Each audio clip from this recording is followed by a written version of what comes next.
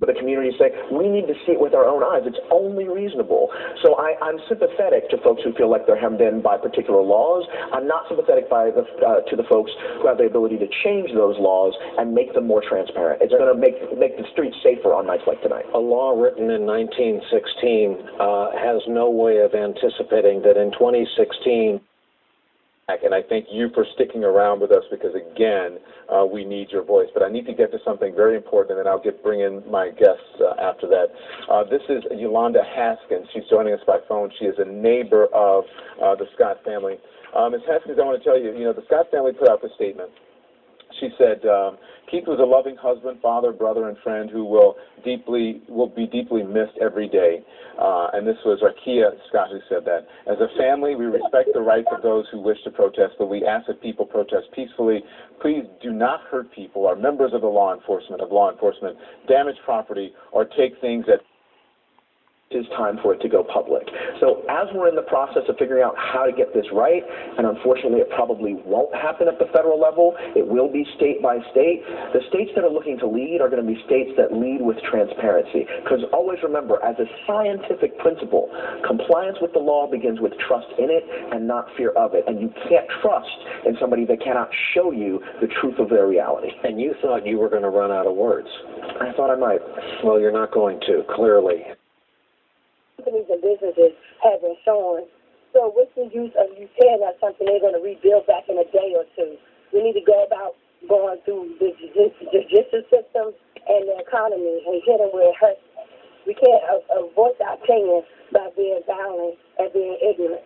This is an ignorant move at this moment, and it shouldn't be like this.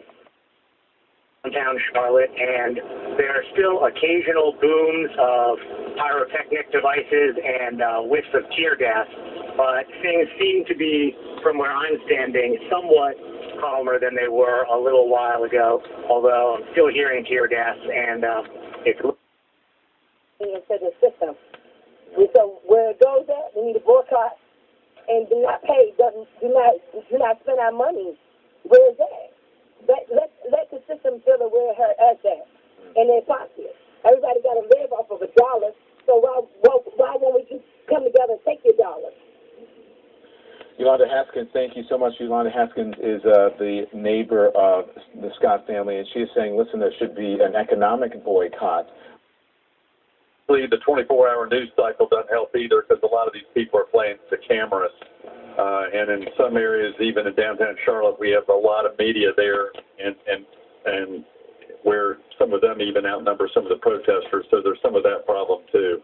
And we have similar problems throughout the United States. So a lot of these people are playing to cameras, and I encourage the media not to let them play to the cameras because that just puts our police in jeopardy. And that's what I care about right now is our very brave police officers. That's a very, very Carolina declared by the governor.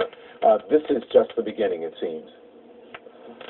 Not. I hope this is the end, and those individuals who are committing now acts of violence, destroying property, which would deprive people from going to work tomorrow and earning their living, that fatally of a black man.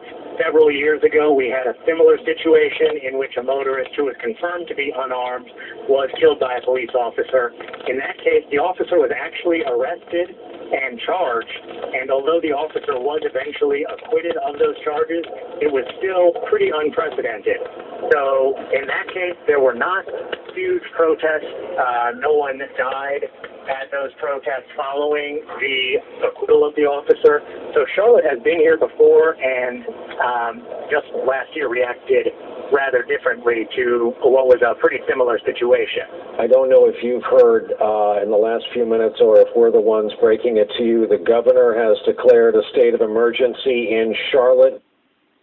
Individuals in Charlotte who are upset at what took place and want a way to express themselves peacefully.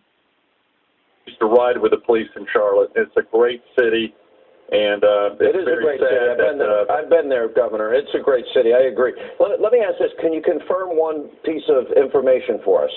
Can you confirm whether or not there is a videotape that will corroborate what the police chief said? I will not confirm that because I think it's up to the police chief. those direct answers or the mayor, and I'll let them deal with that. My job is to help the mayor and the police chief in protecting their city and protecting our state, and that's my major concern right now during this next 24, 48 hours. And it's very sad to see some people whose only peaceful means of expressing what you want. I mean, already in North Carolina, we've seen where gun on his hip for a good long time was with the New Yorkers will know the 2-8 precinct.